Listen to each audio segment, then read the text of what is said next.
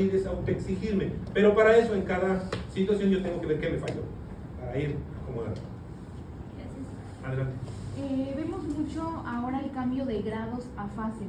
En su opinión, ¿qué opina sobre este cambio en el marco curricular? Te regreso a la pregunta. ¿Piaget tenía razón? ¿Sí? ¿A poco tú a los 15 años ya sabes todo? No. ¿Completamente maduro? Entonces, ¿tenía razón o no tenía razón? Aquí somos psicólogos. ¿Piaget tenía razón? ¿Qué hizo Vygotsky? ¿Qué agregó Vygotsky? A Piaget, por supuesto.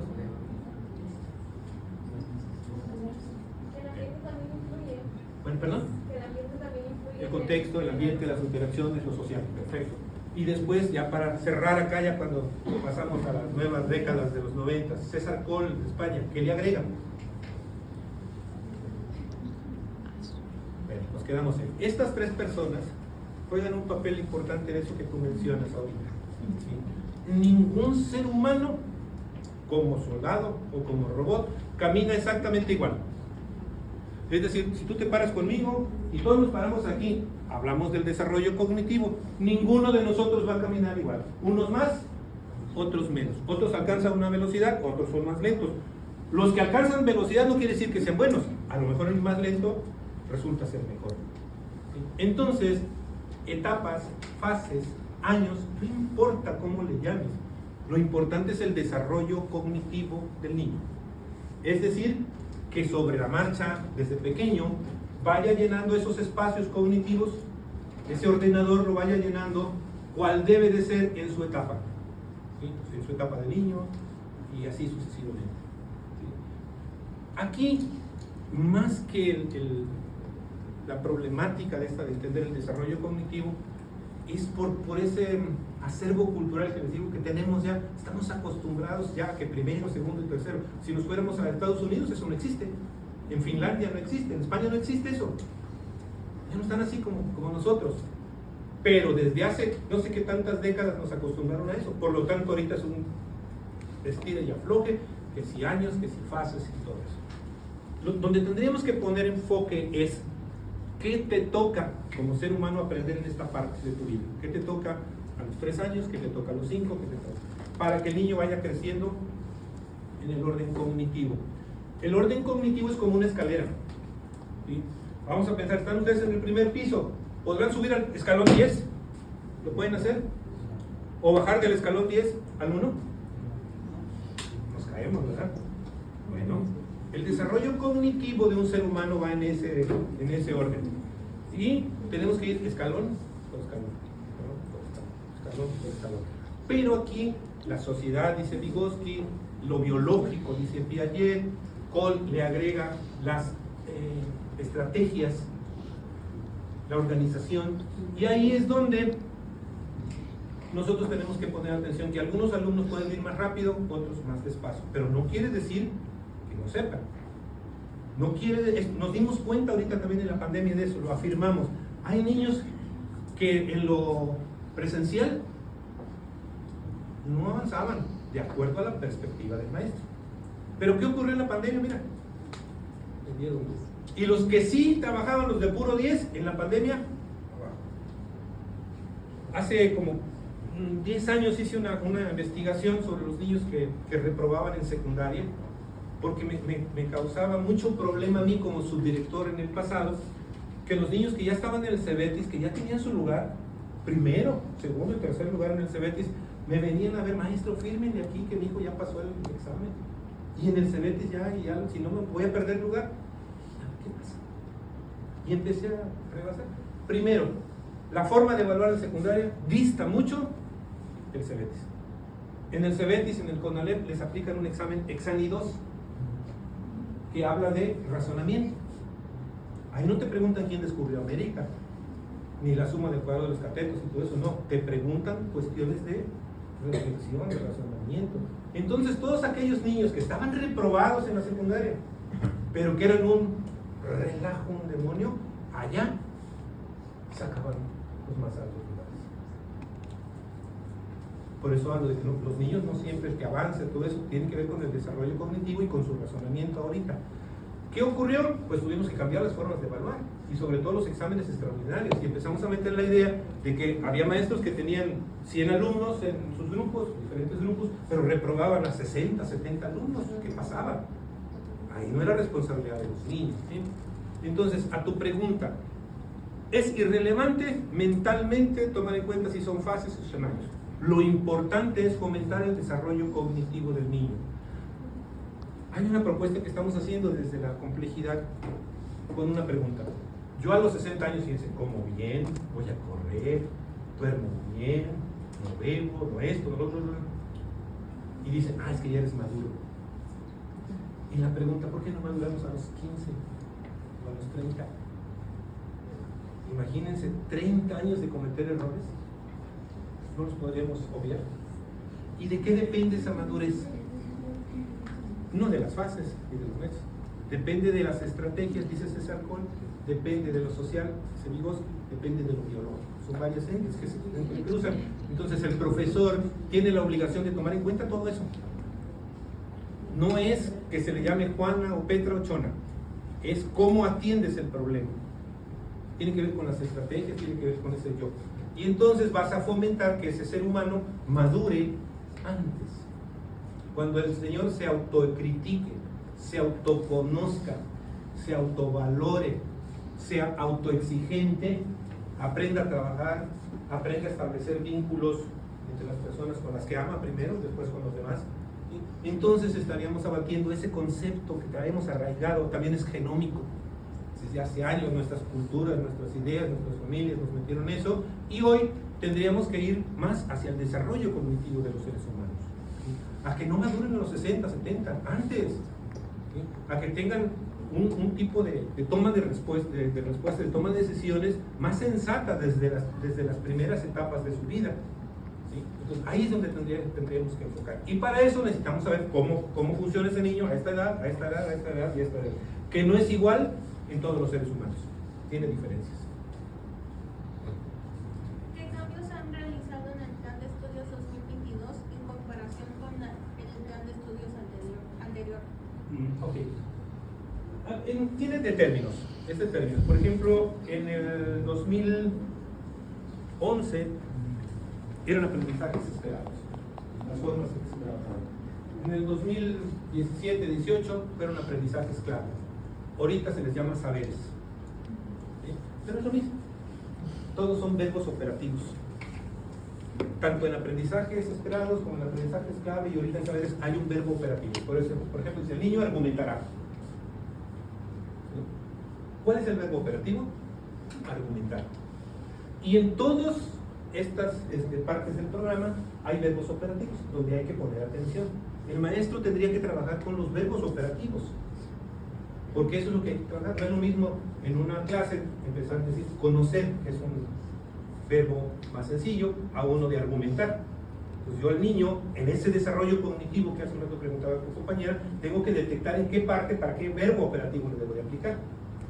¿Sí? Describir, proponer, analizar, reflexionar, pues va a depender de nuestro desarrollo cognitivo. Por eso es importante la lectura de la realidad, para saber cómo está cada uno de los alumnos y en esos proyectos darle a cada quien formas en que pueda realizar esos verbos operativos y que alcance el logro. Porque, por ejemplo, ahorita yo les podía poner, a ver, me van todos, el examen de hoy es, me tienen que argumentar las bases del pensamiento del sur. Término, argumentar. En cambio, cambia cuando yo les digo, a ver, busquen en Google, investigar las bases del pensamiento del sur. Son dos verbos operativos diferentes. Uno es investigar y lo pueden hacer aquí. Y otro significa haberlo entendido, leído, comprendido, repasado y un montón de cosas. Entonces, para llegar a este verbo operativo necesito ir por partes. Antes lo estableció Bloom en las categorías de Bloom.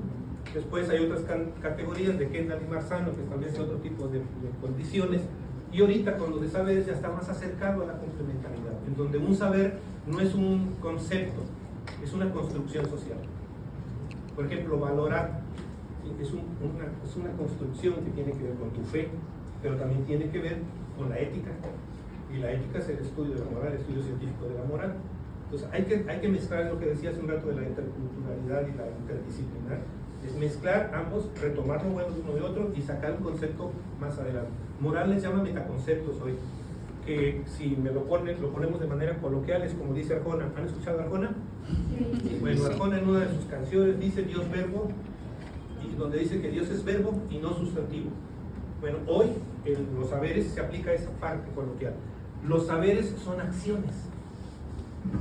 De nada sirve que yo diga soy inclusivo si en mi accionar o en mi trato para con los demás soy exclusivo. Entonces un saber no es saberme el concepto, sino ponerlo en acción. ¿Sí? Entonces, en ese tema estamos. ¿Cuál es su opinión sobre el cambio de enfoque de una educación centrada en asignaturas hacia una educación centrada ahora en campos formativos y la comunidad? ¿Y cómo cree que esto puede afectar al aprendizaje en los estudiantes? A ver, primero el enfoque no era en contenidos o en asignaturas, el enfoque era en el alumno y se daba por un planteamiento curricular por asignaturas. ¿Sí? Ahorita el cambio es a campos formativos, hay 4 campos formativos. La existencia de los campos formativos viene desde el plan 2011, ya se centraba en la existencia de campos formativos. Nada más que hay un detalle importante que ustedes, no sé si ustedes lo han observado, a pesar de que ya llevamos desde el 2011 con esto de la complejidad, en la boleta sigue habiendo un número. Nos piden evaluación formativa, pero sigue habiendo 7, un 5, un 8. Y muchas veces ese 5, 7 u 8, o lo que sea, está dado por lo que piensa el profesor, más no por esa razón dialógica que debe de haber entre dos personas, maestro-alumno. ¿Sí? Los campos formativos le dan esa parte, que hoy la construcción del conocimiento, eso tiene que ver con el pensamiento de Zuck, se da como acompañante. El maestro ya no es el que ordena, el que sabe todo, no, es tu acompañante, el que ve tus necesidades y trata de compensarlos con estrategias y ve las necesidades de los demás. Los campos formativos crean la existencia de 3, 4 materias en un solo campo y que conviven en lo que van a hacer. Y los proyectos comunitarios, hoy se dice que deben de mezclar a las 3 asignaturas o 4 de un campo formativo o los 4 campos formativos. Entonces hay tipos de proyectos de aula, proyectos de escuela y proyectos comunitarios. En el proyecto comunitario, que se supone ya es para fin de ciclo, deberían de estar la conjunción de todas las asignaturas. ¿En qué va a mejorar? En nuestra comprensión del yo sujeto. En vez de verlo separado, tratar de verlo complejo, unido, junto. En religar, yo les preguntaba a mis maestros, a ver, ¿tú das física? ¿Hay el verbo argumentar en tus aprendizajes? Sí. ¿Tú das química? ¿Está el verbo argumentar? Sí. ¿Tú das artes? ¿Está el verbo argumentar? Sí. ¿Tú das educación física? ¿Está el verbo argumentar? Sí. Entonces, ¿por qué rayos cada quien hace lo suyo por su lado? Mejor nos juntamos y en un proyecto comunitario ponemos el verbo argumentar. Pero el proyecto comunitario tendría que tener verbos operativos desde lo más sencillo hasta lo más complicado. Proyectos sencillos que lleven eso. Entonces, sí repercute en eso. Cambia la visión tanto del profesor como del niño de ver una sociedad fragmentada a intentar ver una sociedad compleja. Y también ahí es otra de las habilidades, pasar del yo sujeto cartesiano al yo sujeto complejo. ¿Cuáles son los desafíos y las oportunidades que han surgido con la implementación de este nuevo plan de estudios? Desde lo que estamos recuperando con los profesores, los papás y los niños, es muy importante que para fomentar lo que nos piden ahorita, lo que ya mencioné, pensamiento crítico, la excelencia, la interculturalidad, la interdisciplinaridad, los saberes, todo eso, es necesario ese cambio. La sociedad necesita de eso. Ahorita hay muchos fanatismos allá. ¿Sí? Las luchas entre unos, los verdes con los azules, los amarillos con los rojos, los de este color, los de esta secta, los del otro, los que trabajan, los del norte, los Z40 contra el Z80. O sea, hay una serie de antagonismos y el problema es que se matan, se descuartizan y todo eso. O toman decisiones de quitarle, por ejemplo, los medicamentos a los niños de cáncer y una serie de cosas, ¿no? O sea, son series antagónicas. Esta actividad, algo de lo positivo que podemos recuperar es esa visión compleja de la sociedad y de nuestras acciones y de nuestra responsabilidad. Por supuesto, como dije, va a ser difícil que en ese odre que decía la doctora Martínez Olive, que somos nosotros, que toda la vida trabajamos así fragmentados, hoy metamos a nuestro cerebro algo complejo. Tiene que ser paulatino, pero tiene una gran posibilidad esto de meter a las escuelas lo del pensamiento complejo. Y se está dando en todos esos conceptos que ya remarcamos. Desafíos.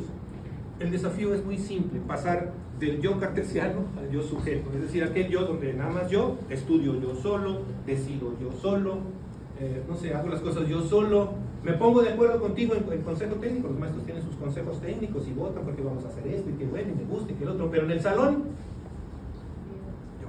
Pues pasar de ese yo individualista, ese yo aislado, ese yo fragmentado, a un yo complejo, el que comparto con otros, el que hago esto. Antes, por ejemplo, alguien que hacía una licenciatura, una maestría, un doctorado, para sí. Y no te voy a compartir mis estrategias, porque si me costó. Hoy tenemos que ser más compartidos. Es importante desarrollar esta capacidad de unión entre las personas, incluso los que no se conocen o los que no habitan juntos. Y eso tiene que ver con las propuestas, pero también es un reto, porque toda la vida estuvimos acostumbrados a eso. Los maestros, hasta ahorita, todos sus años, así estudiamos, así crecimos, así hicimos un diplomado, siendo de español por aquí y matemáticas por allá. Y hoy te piden que trabajes juntos. Eso es un verdadero desafío, no es fácil, ¿sí? El entendernos como complementarios también, el autoexigirnos, el autoconocernos también. Entonces, hay retos, pero lo bueno es que ya se está empezando. Lo bueno es que se está dando la pauta. Lo bueno es que esto del paradigma emergente hoy ya está permeando varias esferas, ¿sí? Varias esferas del conocimiento. Va a tardar un poco en asentarse, pero ya está en diversas fuentes. Varias líneas de investigación ya tienen que ver con esto. ¿Alguien más? ¿Sí? ¿En qué forma impacta en el proceso de enseñanza-aprendizaje el aspecto de que los docentes también se encuentran en este proceso de apropamiento de la información del nuevo plan? Los avances van a ser lentos ahí. Hace un rato preguntaba la compañera cómo se siente, cómo se percibe. Hay mucha incertidumbre. Ese es algo también de la complejidad. Estamos acostumbrados al orden, a lo mecanizado. Los maestros ahorita por donde quiera te piden ¿cómo se llama? Un machote, un formato. ¿Qué formato vamos a utilizar? ¿Y cómo le vamos a hacer? Dime cómo le vamos a hacer. O sea, quieren que les diga uno. ¿Por qué? Porque estuvieron acostumbrados a eso. Hoy que te dan la libertad, por ejemplo, una característica del plan de estudios es que te dan el plan sintético y tú tienes que construir un plan analítico. La traducción es muy sencilla. Lo que está en uno lo tienes que contextualizar. Y si acá dice voy a hacer esto, tú acá tienes la libertad de cambiar el verbo operativo, cambiar las estrategias y construyes tu propio plan. Por supuesto, dice ahí debe de ser en colegiado. Pero ¿cómo hacer eso si no nos enseñaron?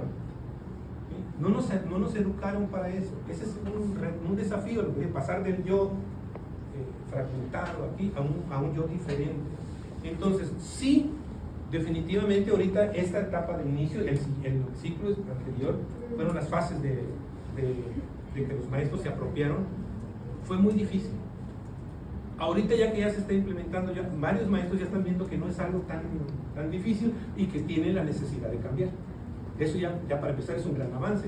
Y a partir de ahí va la construcción de un sujeto completo, de un niño que ya va a entender las diferentes formas, porque hoy los niños construyen en un proyecto comunitario donde intervienen todas las asignaturas. Al final debe de ir una rúbrica y el que se evalúa, el niño no lo evalúa el maestro, se debe de evaluar solo con esa rúbrica. Ya llevé esto, ya llevé el otro. Entonces es una forma diferente. No es lo mismo que yo diga tiene 7. ¿Por qué? Porque tanto en participación, 10 en la libreta, no sé qué cosa. No es lo mismo que tú digas, bueno, pues sí, me faltó esto, no lo completé en otro. Entonces ya está viendo sus propias insuficiencias y le da la pauta a reconstruirse. ¿Sí? Entonces sí hay repercusión en esto.